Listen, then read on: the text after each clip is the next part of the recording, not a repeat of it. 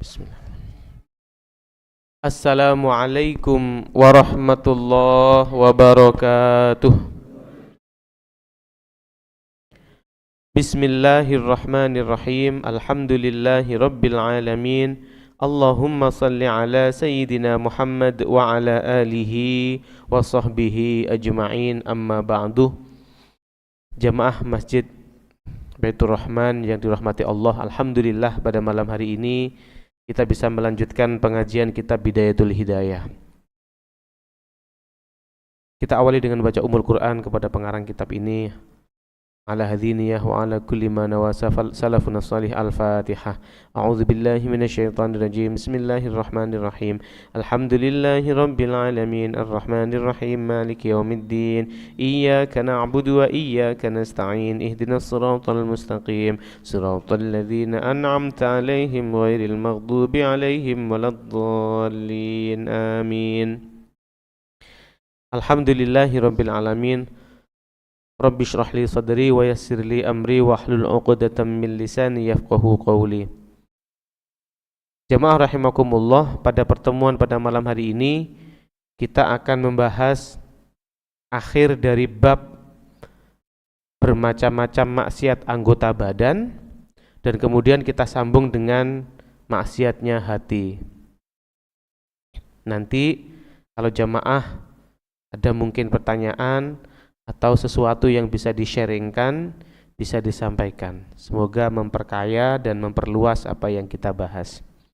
Jamaah rahimakumullah, Imam Al-Ghazali mengingatkan kepada kita semua, kalau kita menggunakan anggota badan, baik mulai mata, mulut, telinga, tangan, perut, kaki, yang dibahas larangan-larangannya, maka kemudian Imam Al-Ghazali mengingatkan, ingat loh ya, Anda bergerak, Anda diam, itu semua menggunakan nikmat Allah. Jadi semua tangan yang kita miliki ini nikmat dari Allah, maka jangan sampai kita menggunakan fasilitas yang dipinjamkan oleh Allah ini untuk maksiat. Maka kebalikannya, gunakanlah apa yang diberikan dan dipinjamkan oleh Allah ini untuk hal-hal bersifat taat kepada Allah Subhanahu wa ta'ala. Karena Imam Al-Ghazali mengingatkan, semua yang kita lakukan, cara hidup taat ke Allah atau cara hidup maksiat, maksiat itu artinya melanggar ketentuan Allah, itu akibatnya akan kembali ke kita sendiri kalau itu buruk. Tapi kalau hal kita baik, maka syammarta fa ilaika tarji'u samratuh. Jadi kalau kita mengusahakan sekuat tenaga berbuat taat ke Allah, maka buahnya juga akan kembali kepada kita sendiri. Kalau kita misalnya memaksa diri berusaha sekuat tenaga untuk taat itu berarti kalau dalam hal anggota badan, tangan kita dipakai yang baik, kaki kita melangkah yang benar, lisan kita berkata yang sesuai diharapkan oleh Allah, maka nanti pasti ada buah yang kembali kepada kita sendiri. Kemudian wallahu ghaniyun anka wa an amalika, karena Allah itu sudah kaya, Allah tidak perlu amal kita.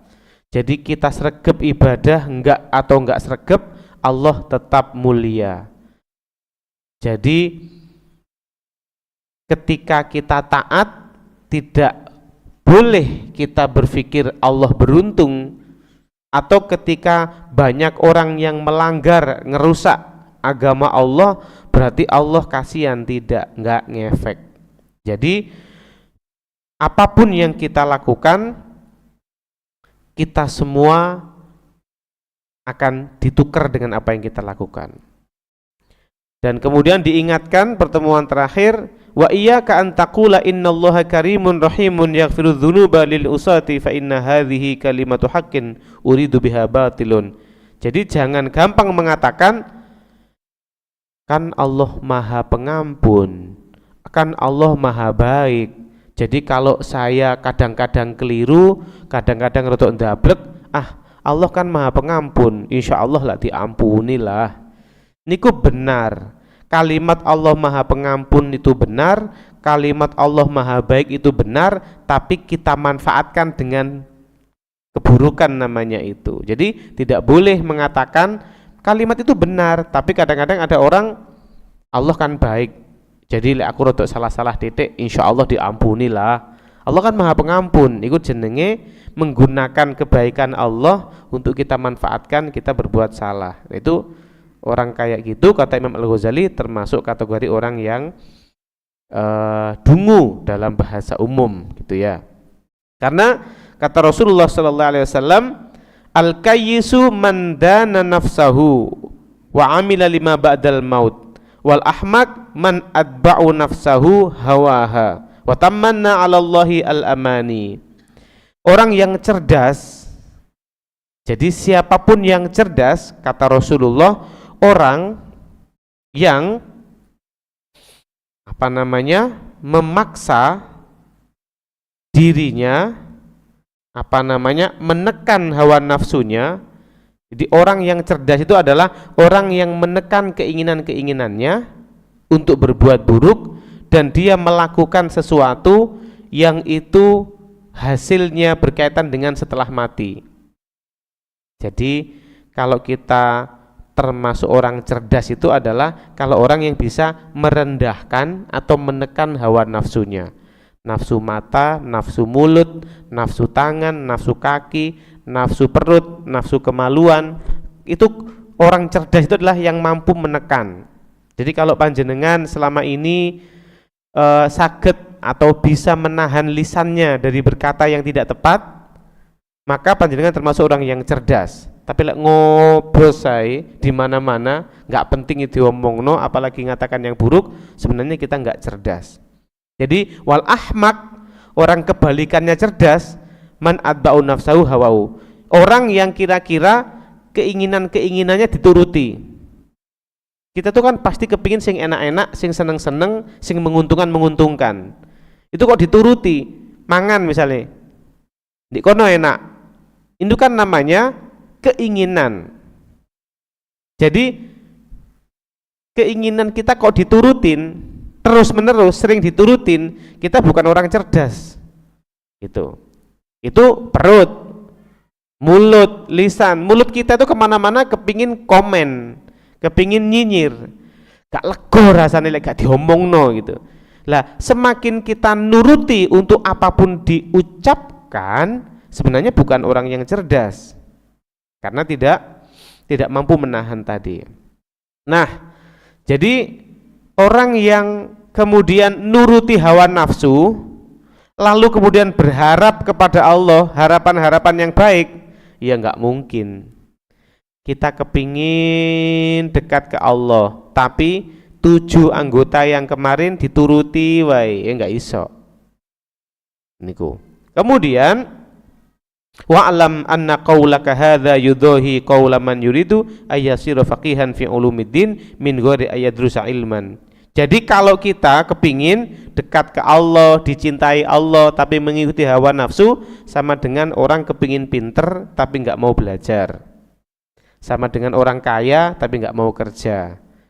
Jadi nopo jenenge, Allah sendiri sampun dawuh pancene bahwa apa yang kita dapatkan itu hasil dari kerja kita.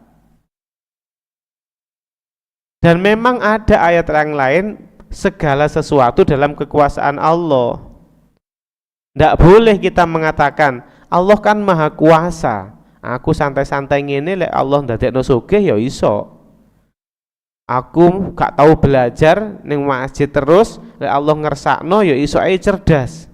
Misalnya sing kuliah di opo gitu kan, aku sekadek belajar engko lek wayahe menang ya menang lek lomba. Niku nggak boleh kata Imam Al-Ghazali.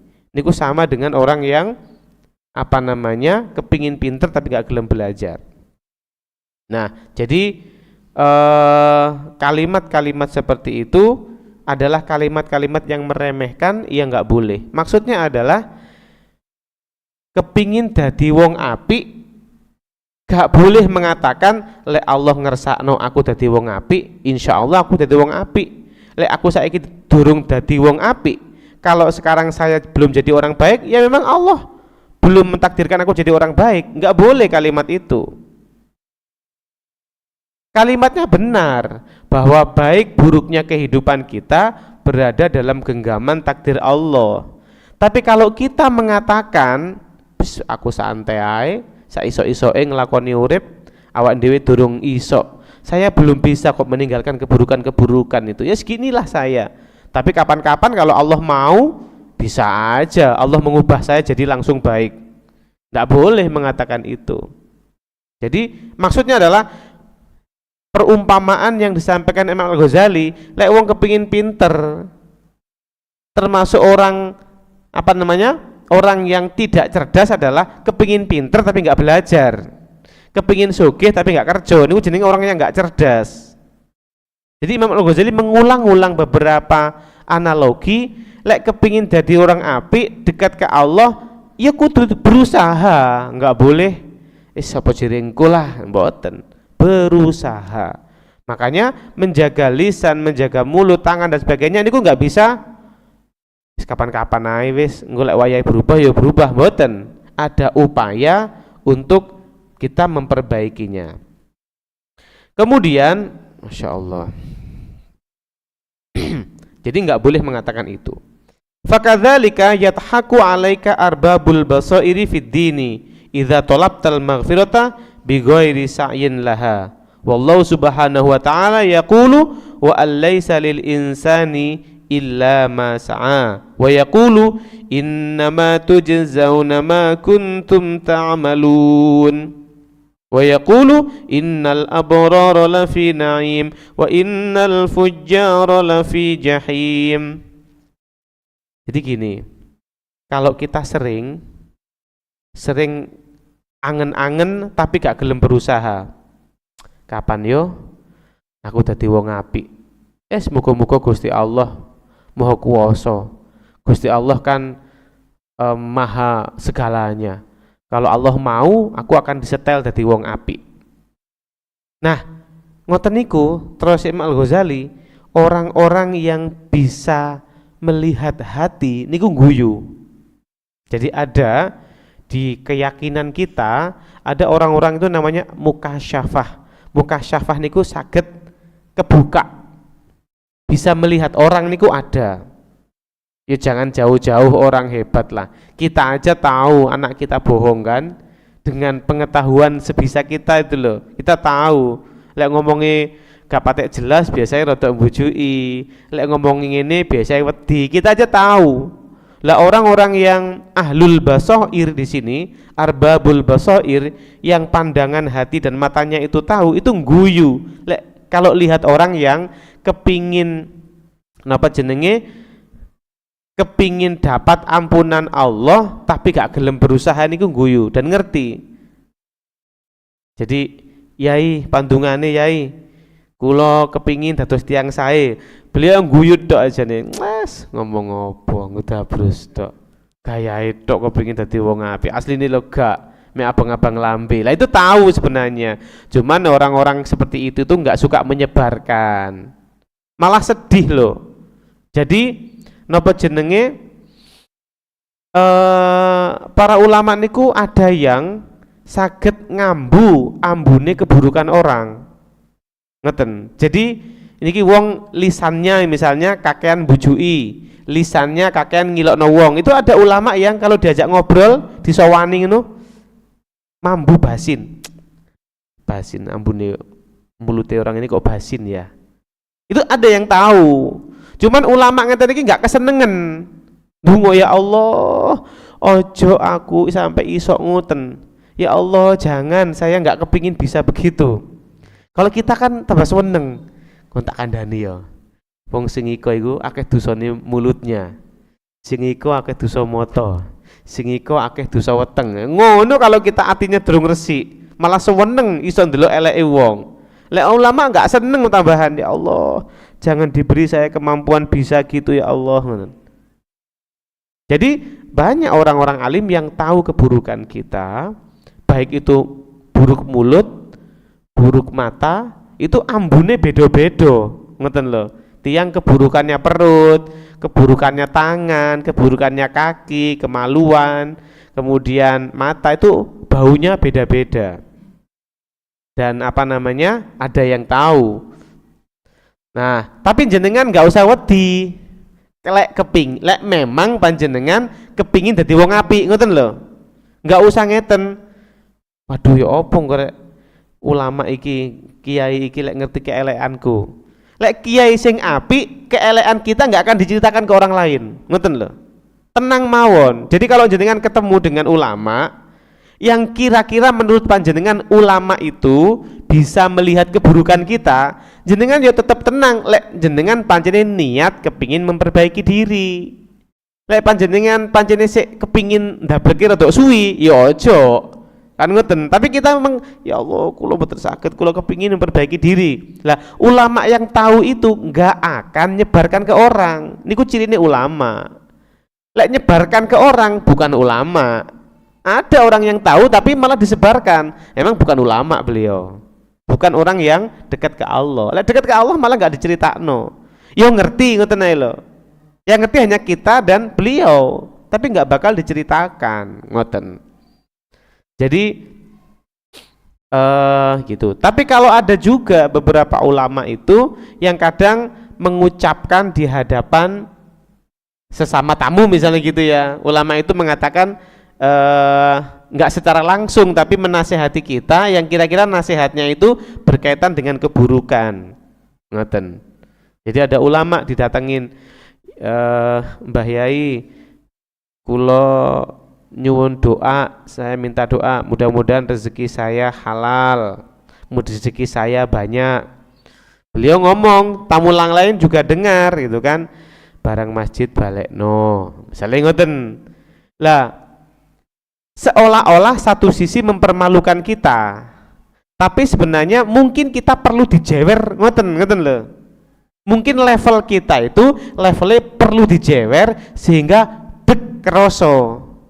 Karena kadang-kadang mungkin sering ada pihak-pihak tertentu yang ngomong kita nggak patek keroso, nunggu dijewer banget. Waduh, isin rek, bolo-bolo podo weruh kan begitu. Tapi tenang saja, lek bolo-bolo jenengan menceritakan ke orang lain lagi, sing elek bukan jenengan, tapi bolo-bolo jenengan. Ngoten loh. Kita kan udah sampai kondo-kondo wong loh yo, jangan kasih tahu orang loh ya gitu. Nggak usah ngomong begitu, istri mau iya mengaku elek. Tapi lek konco-konco nyeritakan ke orang lain, maka sebenarnya teman-teman yang sedang buruk harusnya ditutup kan ngoten. Itulah seorang muslim. Nah, jadi teng ayat tadi itu yang pertama adalah wa alaisa lil insani illa ma sa'a. Allah sendiri menyampaikan, sungguh tidaklah manusia itu memperoleh kecuali apa yang dia usahakan. Jadi jenengan sholat, panjenengan zakat, panjenengan poso, sregep ke masjid, Allah itu akan memberi balasan sesuai dengan ayat tadi itu. Dan sama kita yang masih ndablek, ya diberi balasan dari kendablekan kita itu. Ayat selanjutnya, innama tujzauna ma kuntum ta'malun. Innama tujzauna, sesungguhnya kalian akan dibalas, ma kuntum ta'malun, sesuai apa yang kalian telah lakukan.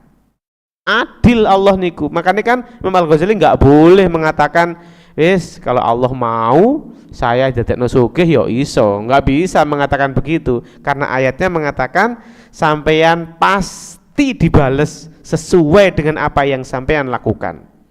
Lah kalau kemarin belum baik ya ndang diperbaiki konten mawon. Artinya lek tumut ayat ini bisa saja balasannya sekarang, bisa jadi balasannya kapan-kapan di akhirat. Tapi yang kita dapatkan hari ini nggih hasil dari apa yang kita telah usahakan. Ayat yang ketiga tadi itu innal abrara lafi naim. Orang-orang yang baik, orang-orang yang berbuat baik sungguh akan masuk surga naim. Kemudian wa innal fujjaro, orang-orang yang lacut, orang-orang yang melanggar, orang-orang berbuat buruk, itu sungguh akan masuk neraka jahim. Nah, Allah sudah jelas mengatakan, apapun yang kita upayakan untuk berbuat baik, melakukan kebaikan dan meninggalkan yang buruk-buruk, itu menjadi jalur kita ke surga.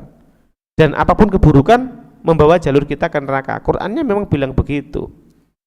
Tapi Quran itu sebagai patokan agar kita nggak santai, gitu. Tapi nggak boleh dikajok, no. Alhamdulillah, aku sregep selama ini. Jelas iki wis naim surga, itu sih nggak boleh. Allah kan hanya menginformasikan bahwa orang baik akan ke surga naim, orang berbuat buruk akan ke neraka jahim. Itu toh. Tapi bahwa kalau Anda berbuat baik, Anda pasti, itu nggak ada kalimat pastinya. Tapi Allah yang memastikan, tapi bukan kita yang memastikan. Berarti kan kita selalu dalam perjalanan yang belum tahu. Tapi pasti konteksnya bakal begitu. Nah, jadi fakadzalika la tatruk at-tazawuda lil akhirah. Jadi jangan sampailah kita berhenti untuk mencari bekal ke akhirat. Enggak boleh kita berhenti. Nah, di akhir dari sini Imam Al-Ghazali mengingatkan bahwa kita niki dalam kehidupan sehari-hari ini kan kadang-kadang kita sregep ibadah, kadang-kadang mudun. Hidup itu kadang-kadang kita baik ke orang, kadang kita berantakan, berantem dan sebagainya. Timbul tenggelam, timbul tenggelam, timbul tenggelam. Nah, itu memang bagian dari sifat yang ada di hati manusia. Hati manusia ini kan bahasa Arabnya qalbun. Qalbun niku artinya bolak-balik. Bolak-balik niku enggak mandek. Hati niku mboten nate mandek. Jadi artinya hati. Sebuah bagian tapi bukan organ fisik. Lek fisike ada yang mengatakan heart itu jantung, kan ngoten. Tapi yang dimaksud hati di dalam Al-Quran itu ya tempatnya seolah-olah di situ tapi immateri, ngoten. Dan menempatnya juga di situ. Kalau diartikan hadis Nabi niku nggih rada nyambung. Jadi wal qalbu huwal mudghah. Hati itu adalah daging. Daging. Dan jika daging itu baik, maka akan baiklah seluruh tubuh. Dan jika daging tadi itu rusak, yaitu hati tadi rusak, maka rusaklah seluruh tubuh. Nah, kalau hati diartikan jantung, ya cocok. Lek jantungnya bermasalah, akhirnya fisik yang lain jadi bermasalah. Kan ngoten. Jantung termasuk aktivitasnya nggak pernah berhenti. Tapi hati itu sendiri di dalam konteks agama bukan jantung, bukan hati, limpa dan sebagainya, tapi adalah posisinya di situ, tapi pengendali. Dan yang dikendalikan jasad. Jasad itu fisik. Berarti apa yang berlaku di hati kita itu bisa mempengaruhi fisik. Nah, teng Al-Quran hati niku ada yang mengartikan pikiran, ada yang mengartikan perasaan. Jadi isi pikiran, isi perasaan, isi kerentek yang terbersit itu ada di hati. Jadi apa namanya? Al-Quran kan banyak mengatakan hatinya sakit. Fi qulubihim maradun fazadahumullahu marada. Di hati mereka ada sakit dan Allah akan menambah sakitnya. Tapi hadisnya mengatakan hati itu bisa mempengaruhi kinerja jasad. Jasad itu kan fisik. Gitu. Nah, makanya kemudian Imam Al-Ghazali membuat satu bab sendiri yang namanya ma'asil qalbi, maksiatnya hati. Karena hati mempengaruhi aktivitas fisik kita. Aktivitas fisik kita itu kan mata. Aktivitas fisik kita itu ya mulut. Aktivitas fisik kita itu ya tangan, perut, kemaluan, ya kaki, segala aktivitas fisik kita itu baik buruknya berkaitan erat dengan apa isi pikiran dan perasaan atau apa isi hati kita.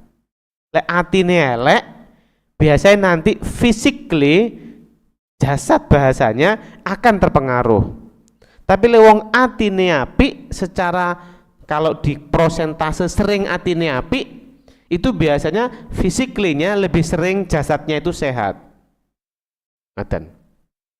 Al-qaulu fi ma'asil qalbi, kita akan membahas maksiatnya hati.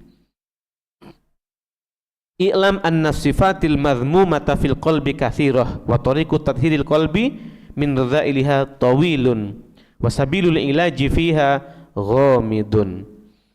Sesungguhnya sifat-sifat yang buruk, sifat-sifat tercela dari hati itu banyak, dan cara membersihkannya, cara membersihkan hati dari keburukan-keburukan, dari hal-hal tercela itu bakal panjang, nggak bisa cepat selesai. Terus maksiat mata kan gampang, digeloro mata ngono mari, utawa kemudian kacamata ireng ngono ae lah, utawa pergi dari tempat kita yang ada maksiat mata bisa. Maksiat tangan ya tangannya dicancang ya wis mandek gitu loh, ringkes cepet gitu. Tapi kalau maksiat hati niku panjang, apa namanya, cara membersihkannya, dan obatnya itu angel, ngobati ati sing tercela iku angel. Makanya kita sering lek konco-konco duwe kebiasaan fisik gampang benek noe, tapi lek duwe pikiran atau ati sing elek niku angel tambane, suwi tambanine, kalau dia sendiri tidak punya keinginan kuat untuk itu. Nah, jadi ada banyak yang ini tentunya Imam Al-Ghazali mengambil sedikit dari kitab Ihya Al-Ulumuddin. Kemudian ada tiga min khaba'ithil qalbi. Ada 3 hal dari keburukan-keburukan hati itu yang paling lumrah, yang sering terjadi ala mutafaqqihatil asri, terjadi pada orang-orang pandai di zaman ini. Zaman ini itu zaman 1000 tahun yang lalu. Kitab ini kan Bidayatul Hidayah, itu adalah kitab yang dikarang Imam Al-Ghazali untuk orang-orang yang mencari ilmu, para pencari ilmu yang terus mencari ilmu. Ya kita termasuklah, karena kita diwajibkan mencari ilmu. Dan biasanya ada 3 penyakit hati yang ini umum dan sering terjadi pada wong-wong pinter. Ya, siapa yang tidak pintar? Kita semua di zaman sekarang pinter, apalagi sing kuliah. Nah, dan 3 ini termasuk ummahatun, termasuk ibunya atau mbok-mbokane. Minal khabaithi siwaha. 3 ini termasuk pokoknya mbok-mbokane yang nanti bisa mempengaruhi apalagi yang lainnya. 3 itu, yang pertama adalah hasad, waria uria, wal ujubu dan ujub. 3 utama yang kalau 3 ini bisa, kita akan mudah mengalahkan yang lain. Fajtahid fi tathhiri qalbika minha.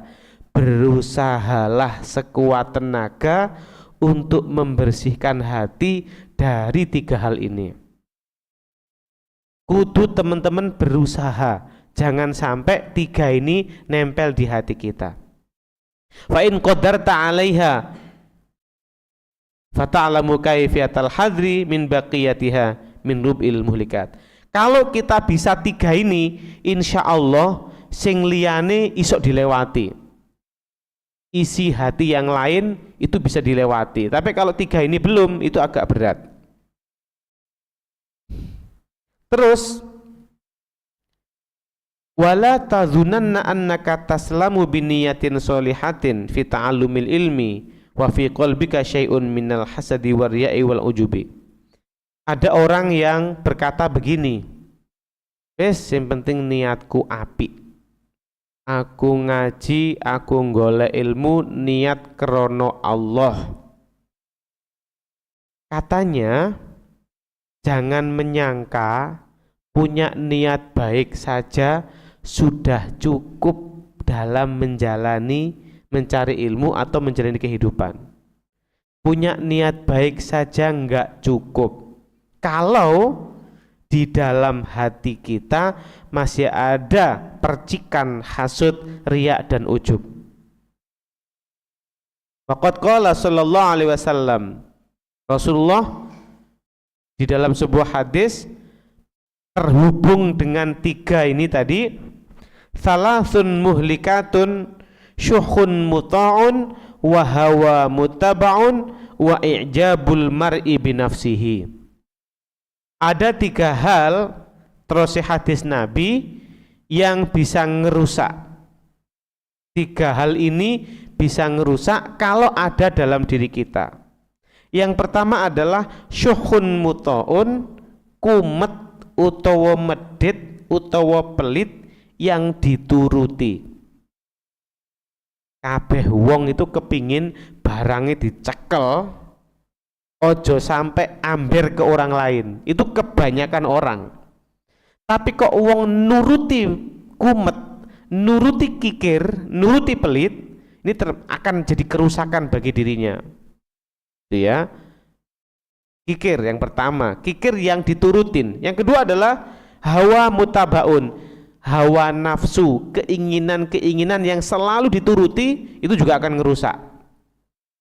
Jadi kalau kita opo-opo kepingin opo dituruti, kepingin ngelakoni opo dituruti kabeh meskipun api, itu akan jadi pangkal, nggak iso ngerem. Mangan kan yo halal, coba sing ngelarang. Tapi lek dituruti keinginan-keinginan perut, itu nanti ambrol.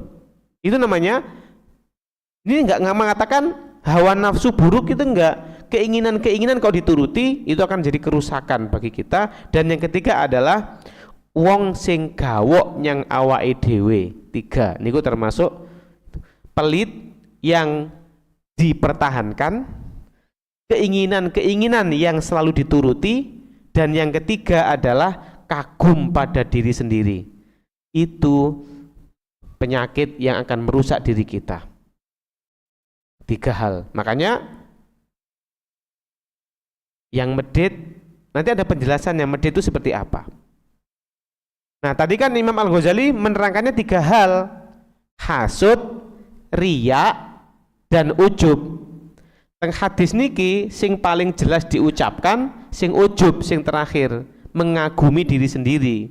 Tapi mengikuti hawa nafsu, hadis ini sesuai dengan penjelasan kitab yang sebelumnya. Tapi medit yang dipertahankan itu akan ada hubungannya dengan pembahasan tentang hasud.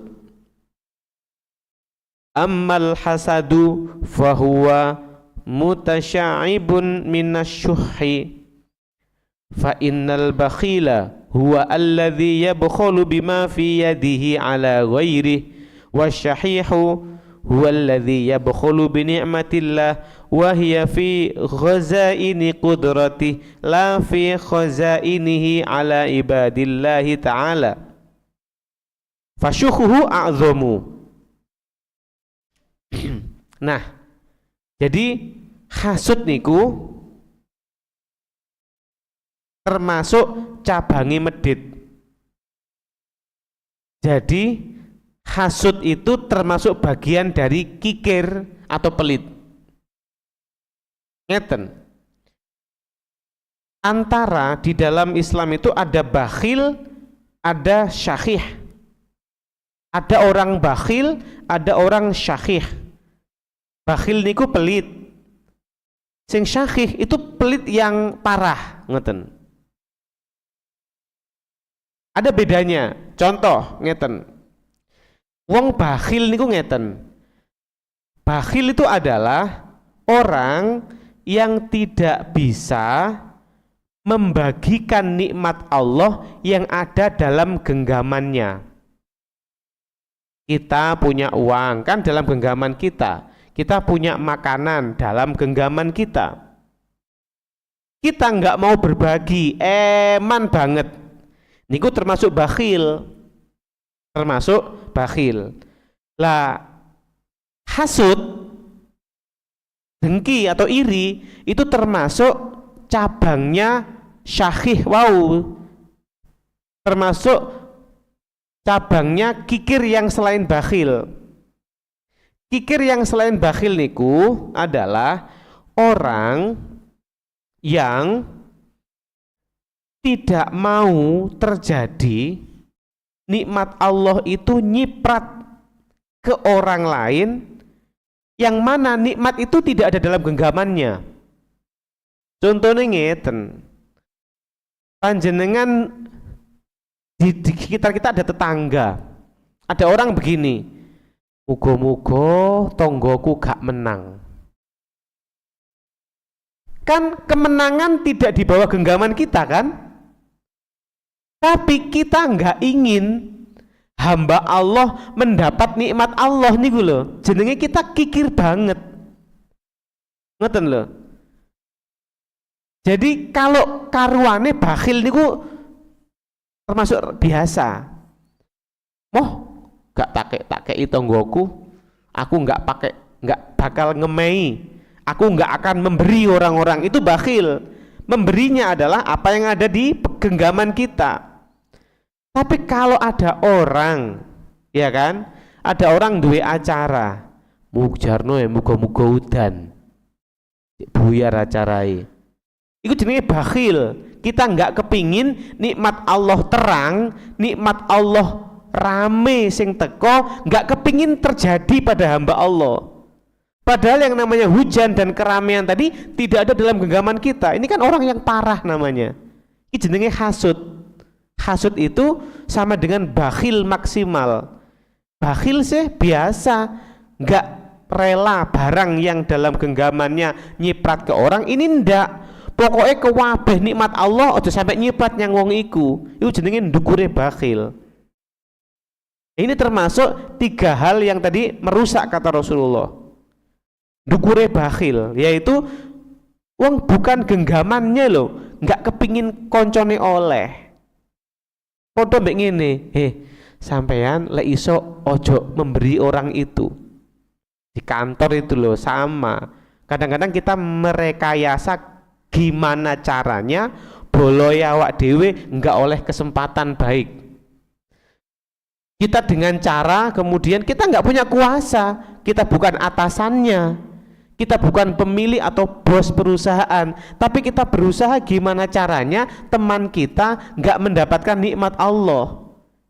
Niku jenenge wong ndukure bakhil, akarnya bakhil. Bakhil sih barangnya dewe, tutup barangnya dewe loh, gak oleh nyampe yang kancane. Jabatan itu kan bukan milik Anda. Jabatan itu kan juga tidak untuk Anda. Kita udah tahu bahwa jabatan itu bukan untuk saya karena saya belum sampai levelnya. Tapi saya kepingin ojo sampai wong iku kan jenenge ndukure bakhil.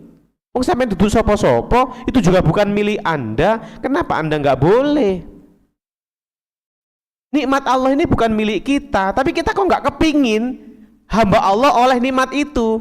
Kan pedai Gusti, ojo sampai orang itu dapat. Itu kan berarti kan kita itu bukan milik kita, tapi ojo sampai nyampe. Itu dukur akarnya bakhil. Namanya syuhun. Bakhilnya, orangnya syahih. Nah, makanya dalam bahasa lainnya disebut hasud niku ngoten. Contohnya wong hasud itu adalah gak seneng wong liya oleh nikmate Allah. Sifat orang ini jenenge akare bakhil, namanya syahih tadi itu. Ojo sampai wong iki oleh podo ambek ojo sampai kon takei duitku, itu kan bakhil. Ojo sampai kon oleh nikmati Allah. Itulah yang termasuk bagian dari. Nah, maka ini ndukure bakhil termasuk itu. Ndukure hasud. Kan hasud tadi cabangnya syahih.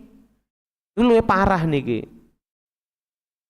Wal hasudu huwa alladzi yashqu alaihi in'amullahi ta'ala min khazaini qudratihi ala 'abdin min ibadihi bi ilmin aw malin aw mahabbatin fi qulubin nas aw hadzin min al khududhi hatta annahu la yuhibbu zawalaha anhu wa illam yahsul lahu bidzalika syai'un min tilkan ni'mah fa hadza muntahal khabathi falidzalika qala Rasulullah.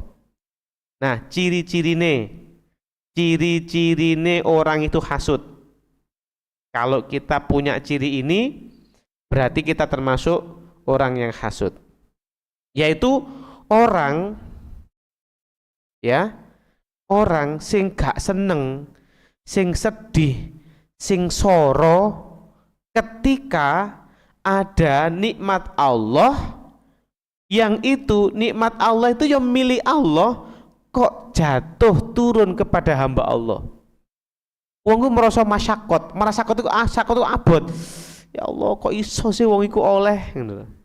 Jadi kan nikmat Allah itu bukan punya kita. Orang punya rezekinya itu kan bukan kita, nggak ada hubungannya sama kita sama sekali. Nggak jopo uang kita, tapi ada Allah itu menurunkan nikmat, memberi nikmat ke orang, lalu kita keroso masyakot, keroso abot, ngrenjel, gak enak, masuk hasud. Contohnya ilmu, lek ono kancane pinter itu kan bukan dari kita. Teman kita pinter kan bukan kita yang ngajari, wong pinter-pinter dewe, Gusti Allah yang menurunkan, dia berusaha belajar dan gen-gennya. Yang memberi pinter kan nggak ngambil dari saku kita yang namanya pinter, terus gak seneng, hasud. Au malin atau harta,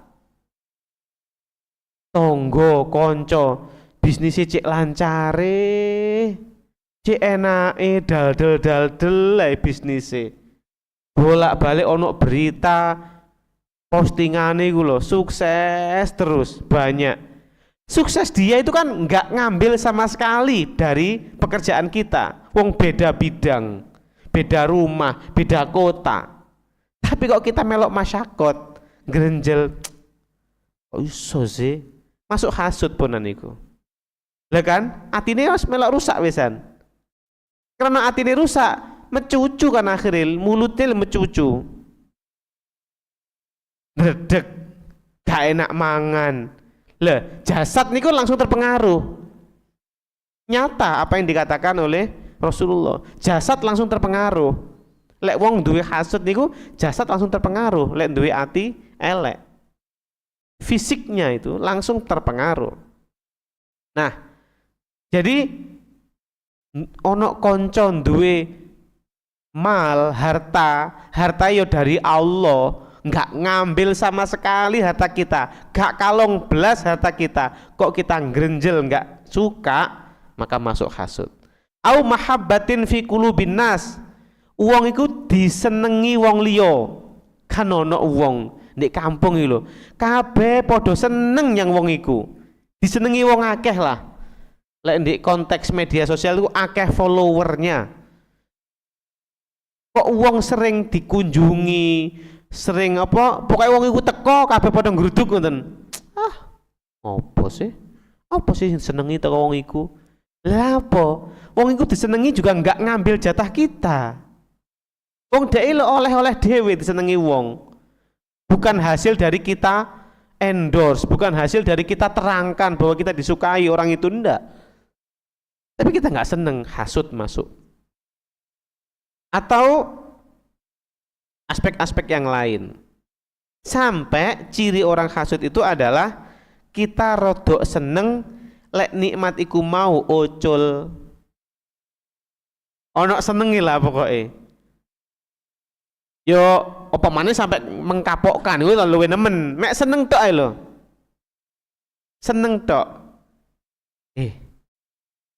podo-podo saiki rek podo-podo awak dhewe saiki wingi ae saiki wis alhamdulillah podo mbek awak dhewe iku seneng berarti jadi ono pilihan RT kita nggak seneng beliau mau mengajukan diri untuk daftar tapi kita nggak daftar sajane kan lek dhek kepilih itu kan biasa aja wong nggak ngambil jatah kita wong kita nggak daftar tapi lek wong nggak keterima wis padha mbek awak dhewe saiki arek seneng hilangnya nikmat pada orang kita seneng hasud masuk hasud lek kepilih muangkel lek gak kepilih seneng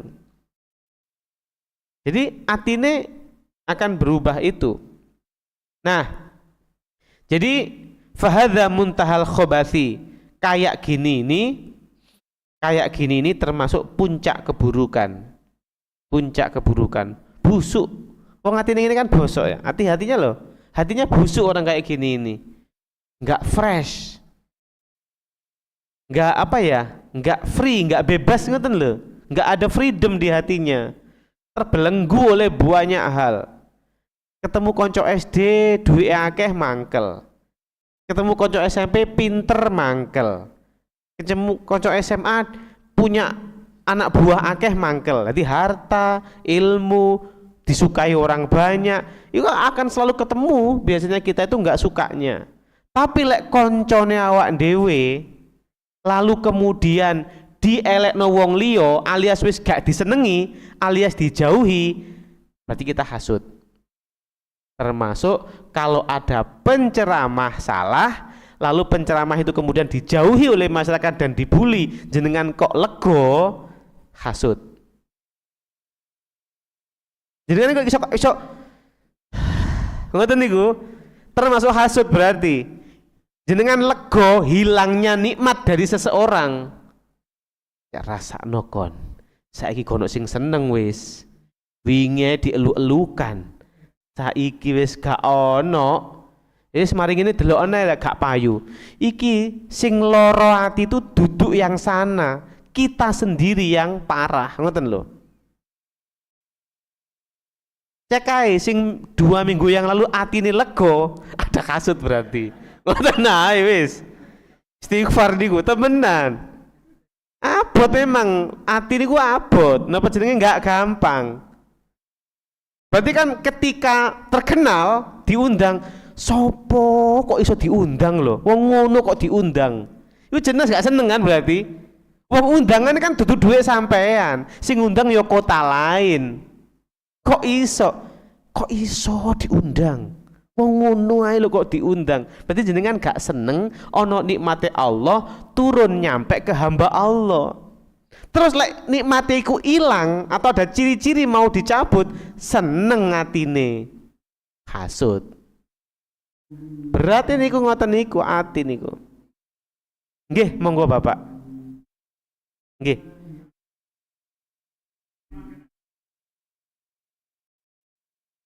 nggih terima kasih, pertanyaan yang bagus. Kalau kita masih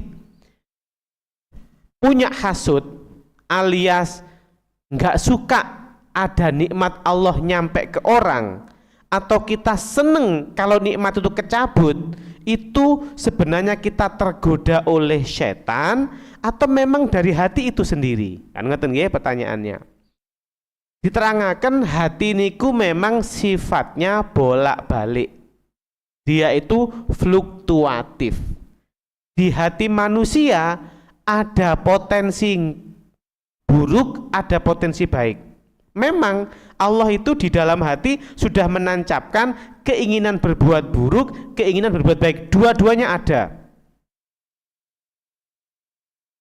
nah memang PR-nya adalah kita harus berusaha membersihkan hati PR-nya begitu memang kita ini dikasih PR dan dapat poin akhirat surga itu karena kita mampu menaklukkan hati dengan berusaha memperbaikinya.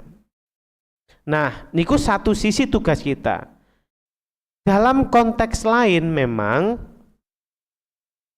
kalau kita lihat surat An-Nas nggih, teng surat An-Nas niku kan alladzi yuwaswisu fi sudurin nas. Sing bagian gudo itu ya. Apa namanya? Minal jinnati wan nas. Jin atau manusia itu memang punya sifat menggoda,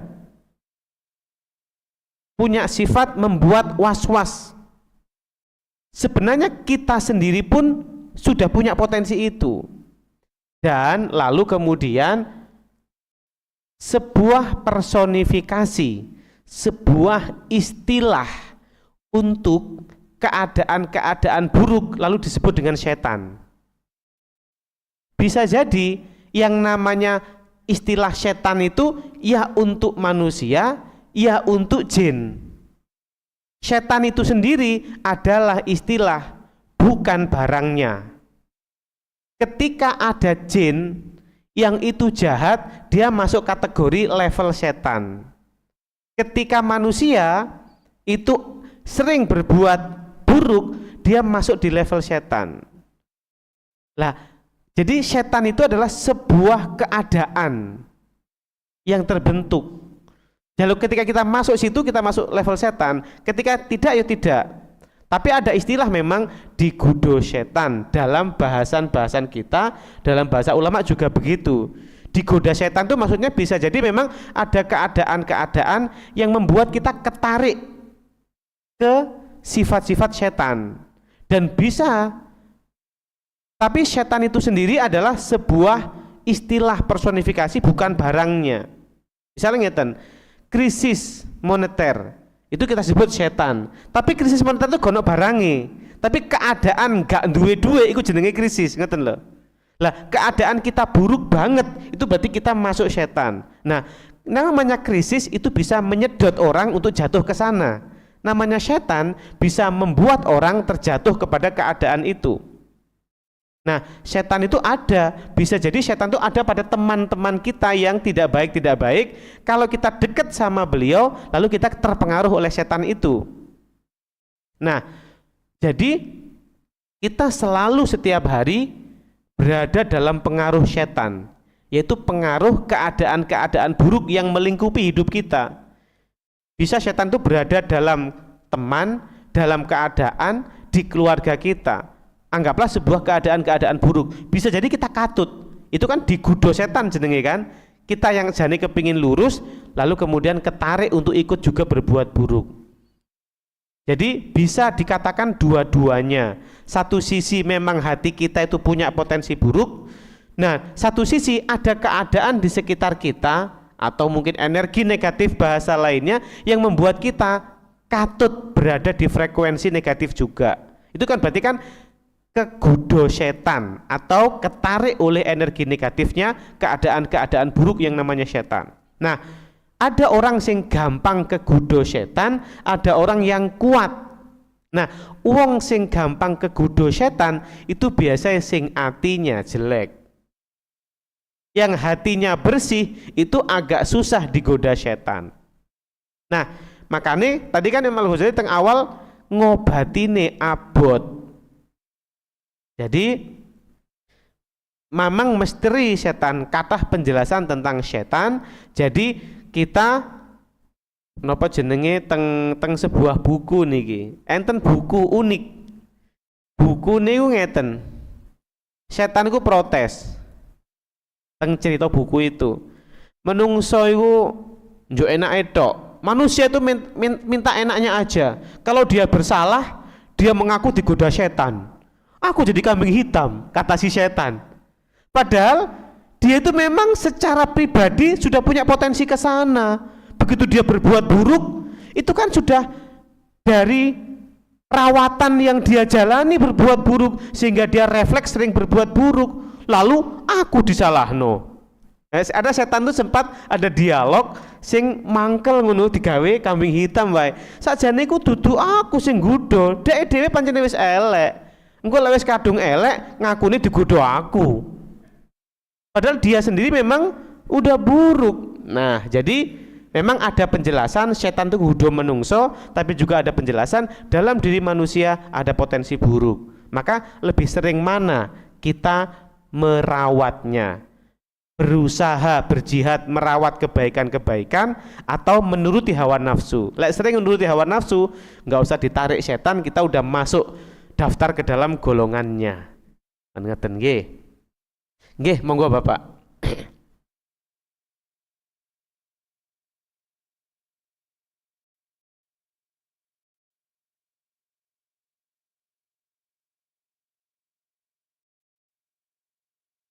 Nggih, nggih, nggih. Nggih, nggih. Nggih. Nggih. Nggih.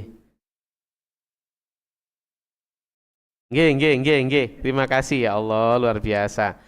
Kalau kita dalam hati berkata, perkataan dalam hati kita berisi ketidaksetujuan terhadap cara penampilan orang, gitu ya, berisi ketidaksetujuan.